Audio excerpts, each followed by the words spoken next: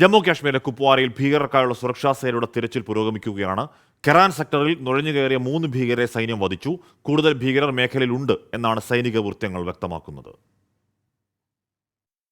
രണ്ടാഴ്ചക്കിടെ ജമ്മു കാശ്മീരിൽ 5ഇടത്താണ് ഭീകരരും സൈന്യവും ഏറ്റുമുട്ടിയത്.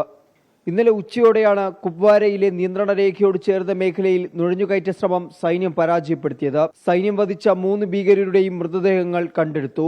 കൂടുതൽ ഭീകരർ ഈ മേഖലയിൽ ഉള്ളതായാണ് സേനയ്ക്ക് ലഭിച്ച വിവരം. ജമ്മു കാശ്മീർ പോലീസും സൈന്യവും ചേർന്നാണ് ഭീകരവിരുദ്ധ പ്രവർത്തനം നടത്തുന്നത്. ഭീകരർക്ക് ലഭിക്കുന്ന പ്രാദേശിക സഹായം സംബന്ധിച്ച വിഷയത്തിൽ NIA അന്വേഷണം പുരോഗമിക്കുന്നു.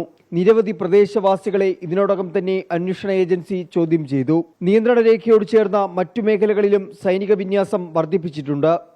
ജമ്മു കാശ്മീരിലുടനീളം വാഹന പരിശോധനയും സുരക്ഷാ സേനയുടെ നേതൃത്വത്തിൽ നടന്നുവരികയാണ്. 24 ഡൽഹി.